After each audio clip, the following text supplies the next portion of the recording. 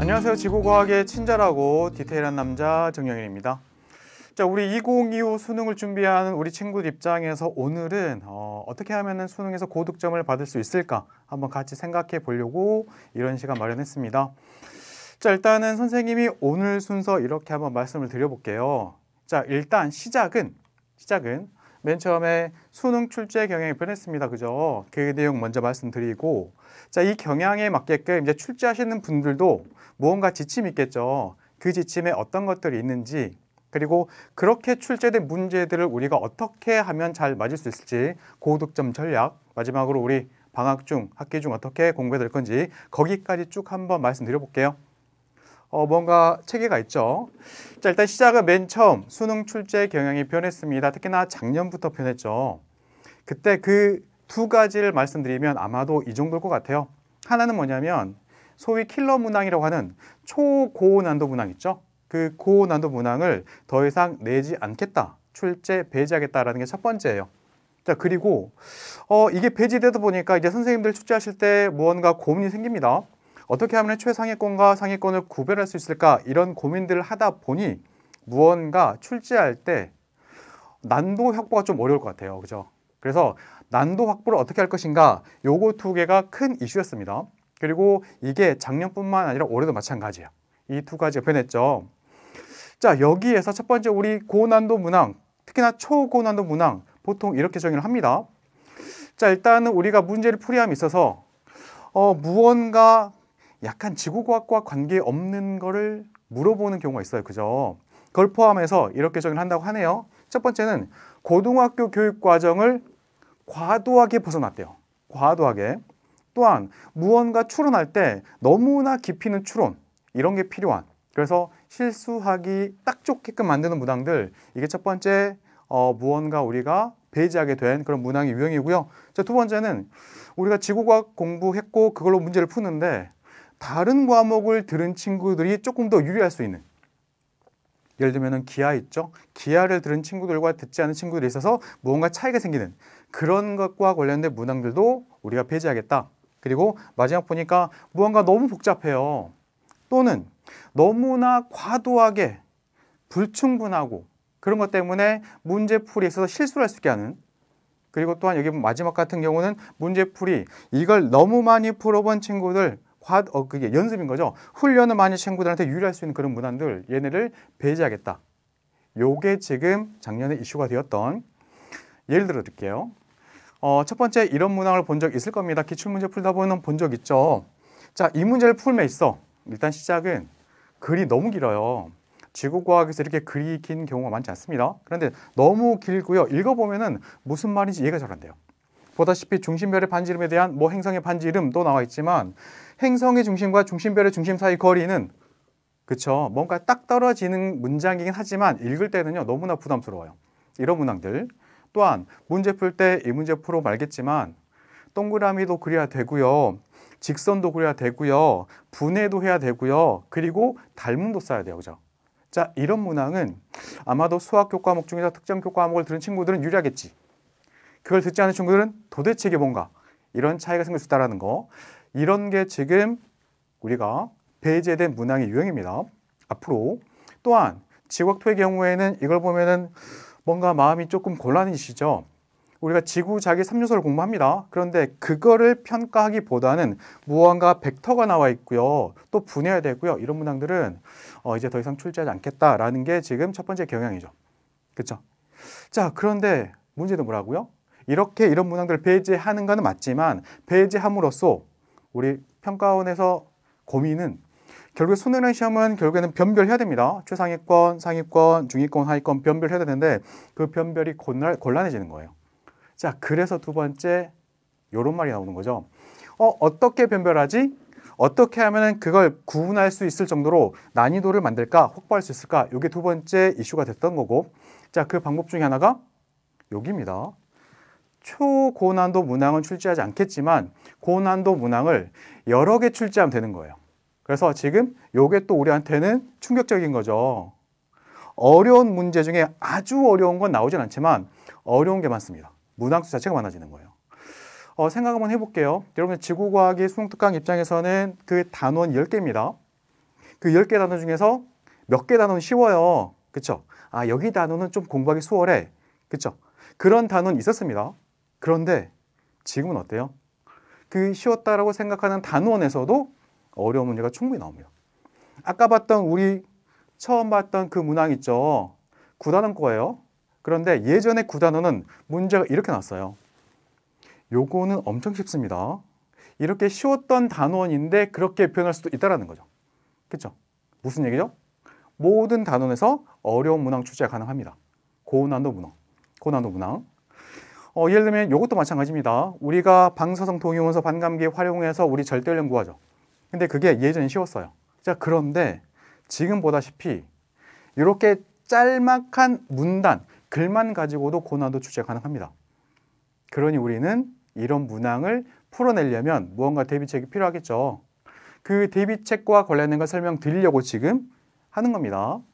어떻게 하면은 우리가 고난도 문항도 잘 대비하고 또한 수능에서 우리가 원하는 점수를 맞을 수 있을 것인지 이제 같이 한번 생각 한번 해볼게요. 자, 선생님이 이야기하고 싶은 건 일단은 이런 문항들이 나오고 있음에도 불구하고 우리한테 필요한 건 수능이라는 그 시험의 의미를 잘 생각하면은 충분히 대비책을 우리가 생각해낼 수 있습니다. 자, 그러면 수능은 어떤 시험인가요? 볼게요. 자, 포인트는 잘 보셔야 돼요. 자, 수능은 핵심 단어 다 있습니다. 수능은 고등학교 교육과정 그 내에서 그 수준에 맞게끔 우리에게 필요한 과학 개념을 물어봅니다. 뭐라고요? 과학 개념. 대학교의 과학 개념이 아니고 대학교에 가서 공부할 때 필요한 개념들 중에 고등학교 교육과정 내에서 배우는 개념. 고등학교에서 배우는 개념입니다. 개념. 그리고 그 개념에 대해서 내가 얼마나 이해하고 있는지. 개념의 이해. 그리고 그 개념을 이해했으면 써먹어야죠. 얼마나 적용해낼 수 있는지. 이걸 판단하는 거예요. 핵심 뭐예요? 개념이고 그 개념을 이해하는 겁니다. 두 번째는 이해했으면 풀어봐야 돼요. 적용하는 겁니다. 이게 포인트예요. 그러니 출제 기본 경향도 마찬가지입니다. 보세요. 핵심은 너가 얼마나 과학 개념을 잘 이해하고 있니? 그걸 바탕으로 너가 얘네를 어떻게 적용할 수 있니? 이걸 적용해서 어떻게 풀어낼 수 있니? 이걸 물어보는 거예요. 됐죠? 그러니 마찬가지입니다. 계속 반복돼요. 그러니까 이게 출제하시는 분들이 맨 처음에 가서 출제 전에 읽어본다라고 한다면 들어오는 단어는 요거 개념입니다. 개념. 그리고 그걸 이해하고 적용하는 거. 그렇죠? 요게 포인트. 대신에 우리 과학이기 때문에 우리 생활과 밀접한 과목이잖아요. 그러니까 우리 생활에서 우리가 접할 수 있는 것들에 적용할 수 있게끔 출제할 수 있다는 거. 요게 일단 기본이 되는, 그래서 그 예시를 본다면 이런 거겠죠. 보다시피 수능 문제입니다. 수능 문제. 자, 자연 환경이라든가 또는 실제 일상생활에서 우리가 배웠던 개념을 어떻게 적용해서 해결해 볼 수 있는지 그와 관련된 물어보는 거고요. 자, 보다시피 왼쪽에 나와 있는 게 우리에게 익숙한 날씨죠. 날씨와 관련된 그 현상들을 우리가 지구과학에서 배웁니다. 그 배운 개념을 가지고 현재 우리 날씨라든가 일기 변화를 설명할 수가 있어요. 자, 그걸 확인하고 싶었던 거고, 보다시피 우리 배웠던 기본 개념, 온대저기압, 그렇죠? 그리고 전선, 그리고 전선의 이동, 그리고 이동하는 과정에서 여기 보이는 기온이라든가 기압이라든가 풍향의 변화, 이런 걸 가지고 문제 출제합니다. 보다시피 이 문제 풀려면 뭐가 필요해요? 우리가 배웠던 과학 개념 필요합니다. 그렇죠? 그걸 정확히 이해했니? 에다가 실생활에 이런 게 있는데 설명할 수 있니? 이런 거예요. 전부 다 배웠던 개념들. 우리가 배우지 않은 개념을 물어볼 수가 없어요. 우리가 배운 개념을 물어봅니다. 중요한 게 뭐예요? 개념. 자, 그러니 우리가 수능을 잘 보기 위해서 첫 번째 준비할 게 뭐예요? 고득점 전략의 첫 번째입니다. 첫 번째는 지구과학에서 다루고 있는 핵심 개념의 완벽한 학습. 정확하게 개념을 알아야 돼요. 완벽한 학습. 이때 완벽한 의미는 뭐예요? 내가 그 개념을 암기하는 게 아니고요. 이 개념이 어떻게 해서 완성된 개념인지를 그 원리까지 전부 다 이해해야 돼요. 원리를 이해하고 나서 이걸 내가 친구한테 설명할 수 있을 정도로 그 내용을 정확하게 알아야 됩니다. 그 얘기예요. 예를 들어 보면 봅니다. 여기 태풍 있죠. 태풍입니다. 태풍 공부할 때 우리가 배우는 내용이 뭐예요? 태풍의 정의 배우죠? 그렇죠? 또한 태풍 주변에서의 특징 배우죠? 그때 태풍이 움직입니다. 왜 움직여요? 배우죠? 태풍이 움직일 때 왼쪽 오른쪽 구분하잖아요. 태풍의 진행 방향의 오른쪽은 위험 반원입니다. 공부하죠. 그리고 오른쪽에 있는 적의 특징 배웁니다. 그렇죠? 그걸 가지고 보다시피 보기 출제하는 거예요. 기억 보기. 자, 그리고 태풍이 지나가는 과정에서 태풍은 점점점 세력이 강해질 수도 약해질 수도 있습니다. 특히나 우리나라 지나갈 때는 대체로 약해지죠. 이때 태풍의 세력이 약해집니다의 의미가 뭐예요? 태풍의 중심 기압이 높아집니다. 이런 거잖아요. 그런 개념 가지고 문제를 출제합니다. 니은. 됐죠? 자, 그 다음에 오른쪽 보니까 우리가 기상위성에서 구름 관측하는 것도 배웠죠. 그렇죠? 이때 그 구름을 관측할 때 기상위성에서 두 영상 줘요. 두 영상 중에서 각 영상의 특징, 왜 그렇게 나오는지 배웁니다. 그걸 가지고 출제하는 거예요. 그러니 중요한 건 지구과학의 수능 문제들은 보다시피 기본 개념에 근거한 문제들. 중요한 게 뭐예요? 기본 개념을 정확하고 완벽하게 학습해야 돼요. 첫 번째. 자, 두 번째는 이런 겁니다. 일단 배웠습니다. 그런데 이 내용을 문제에서 적용하지 못하면 문제가 안 풀려요. 그러니 연습해야죠. 배웠던 개념을 다양한 상황에서 집어넣어서 풀이하는 연습. 그게 적용입니다. 적용. 이때 기존의 내용들에 적용해 보는 것도 중요해요. 기출문제. 하지만 새로운 자료에 적용해 보는 것도 필요합니다. 그런 연습 필요해요. 그때 중요한 교재가 뭐예요? 연계교재. 수능특강과 수능완성. 됐죠? 그런 연계교재의 다양한 상황에서 우리가 배웠던 개념을 적용해 보는 겁니다. 자, 온대지역 공부할 때 우리 배우는 게 뭐예요? 일단 기본적으로 북반구 상황이죠. 그런데 연계교재는 보다시피 남반구의 상황도 줍니다. 그러면 기본적인 북반구의 상황에서 배웠던 내용을 내가 남반구 상황에 집어넣어서 해석해 보는 것도 필요해요. 그렇죠? 결국 적용 연습을 해야 되는데 우수한 교재도 있고 기출문제도 있으니까 그 상황에 적용해 보자. 그 내용입니다. 요거 의미 이해되셨죠? 자, 세 번째는 뭘까요? 기본 개념 중요해요. 적용도 중요해요. 하지만 사람은요, 기억을 했던 내용들도 시간 지나면 금방금방 잊어버립니다. 그러니 세 번째는 복습입니다. 복습이에요. 배웠던 개념을 정확히 이해했어도 시간 지나면 이게 뭐였지? 머릿속에 사라집니다. 그러니까 보다시피 무한 반복 복습하셔야 돼요. 무한 반복. 자, 이 문제 같은 경우는 그런 거예요. 보니까 사실 이 문제 풀려면 아주 단순한 개념만 있으면 되거든요. 첫 번째는 주기혈성 같은 경우에는 질량이 클수록 광도가 큽니다. 하나. 두 번째, 광도가 큰 별 주변에서는 생명강제 멀리 있습니다. 폭은 넓어요. 요 두 개. 그것만 알아도 풀려요. 수능에서도. 근데 만약에 내가 너무나 어려운 문제만 풀고 내 스스로 약점이라 생각됐던 그 개념만 학습하다 보면 쉬운 개념이 머릿속에 사라집니다. 그러면 이 문제 보는 순간 애매해져요. 이게 뭐였지? 그쵸? 그러니 정확하게 이해하는 것도 중요하지만 그걸 계속 반복해야 됩니다. 그래야 이런 문제를 딱 마주했을 때 정확하고 빠르게 풀어내요. 그쵸? 그러면 시간이 조금 더 여유가 생기죠. 그럼 뒤에 있는 어려운 문제도 풀 수 있는 겁니다. 쉽게. 됐죠? 그러니까 요거까지. 자, 여기에서 한 가지 얘기 한번 더 해볼게요. 아까 말씀드렸죠. 고난도 문항이 그 문항수가 많아질 것 같아요. 그렇죠? 어쩔 수 없이. 결국 출제하시는 분들은 변별력을 주고 싶어 하십니다. 어차피 수능의 시험은 변별하는 시험이니까 이때 그 고난도 문항을 출제할 때 요 정도 유형이지 않을까 싶어요. 기본적으로 첫 번째는 어려운 문항 이렇게 하면 돼요. 일단 개념 자체가 어려운, 개념이 이해하기가 어려운 그런 개념 가지고 문제 출제합니다. 예를 들면 고지자기 또는 기후변화의 외적인 요인, 그리고 별의 물리량, 또한 외계행성 탐사, 또는 뒤쪽에 우리 부담스러운 우주 팽창까지 이런 걸 집어넣어 문제 출제할 수도 있죠. 그렇죠? 자, 두 번째는 하나의 문제에 개념을 여러 개 집어넣어요.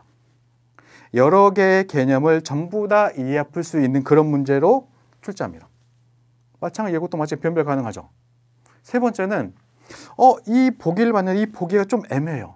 맞는 것 같기도 하고 아닌 것 같기도 하고. 그렇게 매력적인 보기 집어넣습니다.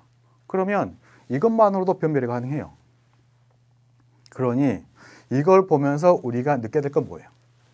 똑같습니다. 중요한 건 지구과학의 개념을 정확히 이해하자. 어려운 것도 이해하자. 쉬운 것도 이해하자. 전부 다 이해하자. 그리고 그 개념을 집어넣어서 연습하는 걸 하자. 됐죠?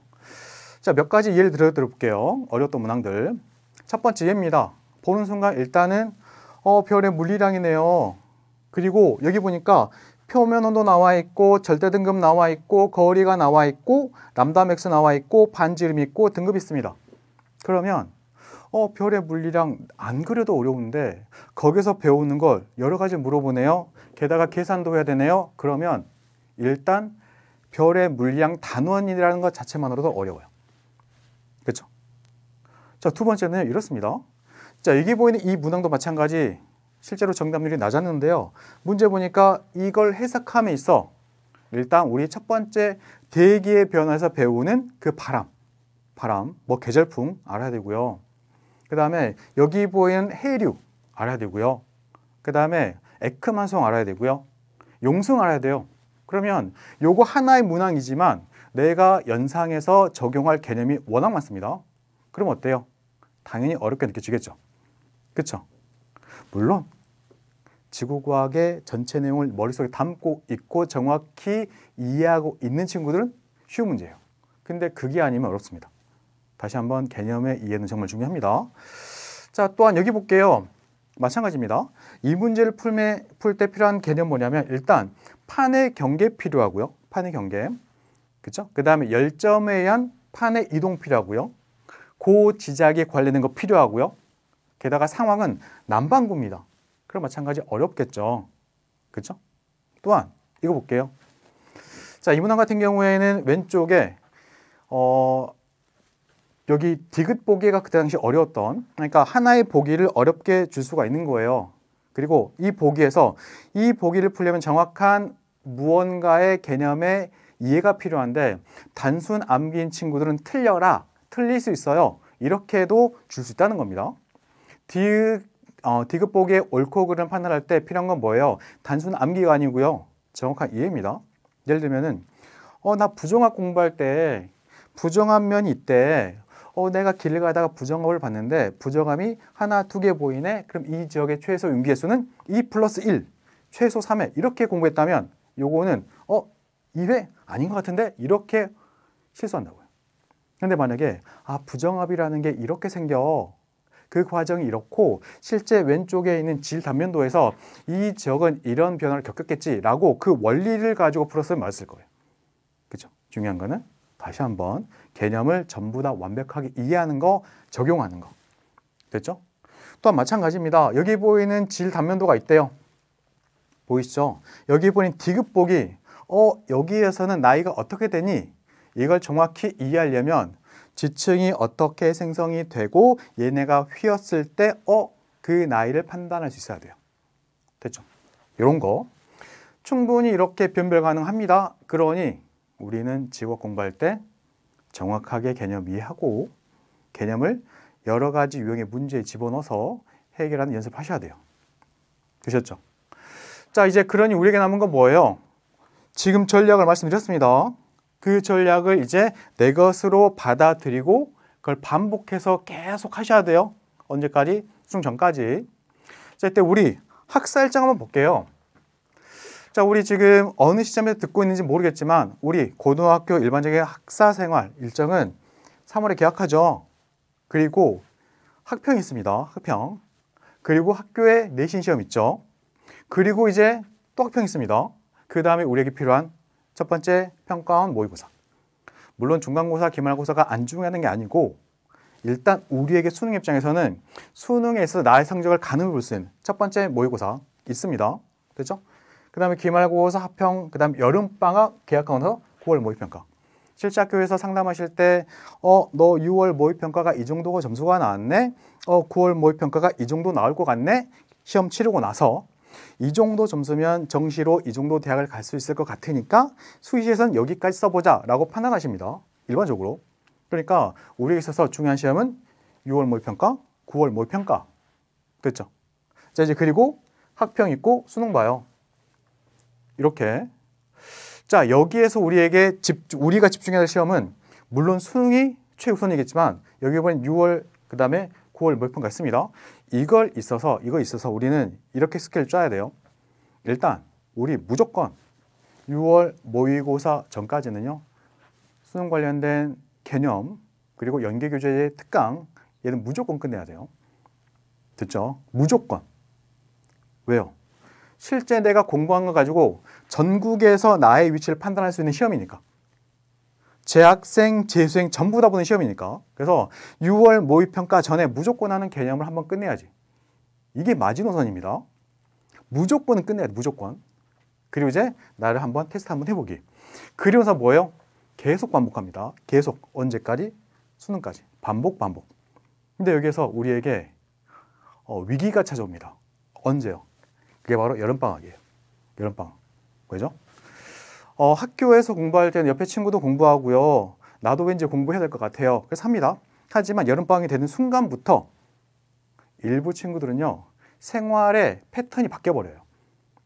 그렇죠? 오늘은 방학 시작했으니까 조금 늦게 일어나도 되겠지? 그렇죠? 그러다 보면 생활이 망가집니다. 그러니까 우리에게 기회인 여름방학이 위기가 된 친구도 있어요. 여름방학 같은 경우는 내가 정말 부족한 부분, 약점이 되는 부분 이런 부분을 공략해야 되는데 그게 아니고 조금 마음이 느슨해져 버리면 이때부터 생활이 망가지다 보니 회복이 안 돼요. 그래서 말씀드립니다.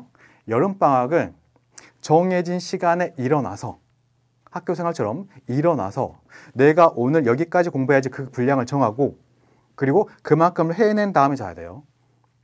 그 다음에 또 다음날 똑같은 시간에 일어나서 또 공부하고 자야 돼요. 중요합니다. 뭐 스포츠 행사가 있다 그래가지고요. TV 보고 이러시면 안 돼요. 올해는 정말 여러분에게 있어서는 중요한 해입니다. 그러니까 정말 1년을 잘 보내셔야 돼요. 됐죠? 자, 마지막으로 선생님 당부하고 싶은 게 요겁니다.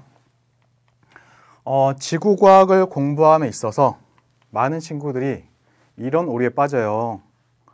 지구과학만 유독이 좀 심한 것 같아요. 첫 번째는 이거예요. 지구과학 다른 과목보다 할만하겠지, 쉽겠지. 그러니 좀 늦게 선택하고 늦게 공부를 시작해도 괜찮겠지. 절대 안 됩니다. 아까 보셨죠? 지구과학도요. 지금 모든 단원에서 어렵게 문제가 나올 수 있다는 거. 또한 변별해야 돼요. 특히나 만약에 올해, 물론 일반적으로 지구과학 선택자가 많죠. 근데 특히나 올해 상위권의 학생들이 더 많이 들어온다면 출제자 입장에서는 변별을 더 해줘야 돼요. 그러면 당연히 어려운 문제가 더 많아집니다. 그러니 이런 오류에 빠지면 안 돼요. 그러니 우리는 겸손한 마음, 지구과학은 정말 중요한 겸손함과 성실함입니다. 겸손한 마음으로 예상했던 것보다 문제가 충분히 어려울 수가 있어. 그리고 내가 소홀하게 넘겼던 그런 부분도 소위 지엽적인 부분들도 충분히 문제로 나올 수가 있어. 거기에다가 나는 천재가 아니야. 나는 외웠던 거 금방 잊어버릴 수도 있어. 그러니까 반복해야겠네.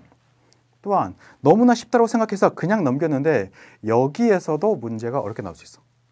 그러니까 중요한 거는 겸손한 마음을 가지고 그리고 계속 반복하면서 끝까지 가야 돼요. 그래야 성공할 수 있는 겁니다. 아셨죠? 요거. 자, 선생님이 여러분에게 해주고 싶은 말 전부 다 말씀드려봤고요. 아까 말씀드렸던 고득점 전략 있죠? 그 전략 잘 하셔야 됩니다. 핵심 개념을 완벽하게 이해하고 학습하자. 두 번째는 그 개념을 적용하는 연습을 해보자. 연계교재에 나온 문항, 그 자료, 기출문항의 그 자료에 여러 번 적용해 보고요. 적용해 보면 볼수록 새로운 측면으로도 생각해 볼 수 있어요. 해석할 수 있어요. 그런 걸 해보자. 중요한 건 마지막, 반복하자. 됐죠? 자, 근데 이 과정이 쉽지는 않습니다. 그렇기 때문에 여러분은 EBS 강좌를 잘 활용하셔야 돼요. EBS-I. 그리고 선생님은요, 여러분이 그 전략 따라서 잘 끝까지 갈 수 있게끔 잘 도와드릴 테니까 믿고 오셔야 됩니다. 그리고 중요한 건 다시 한번 할 수 있다라는 마음도 중요하지만 그걸 실천해야 됩니다. 아셨죠?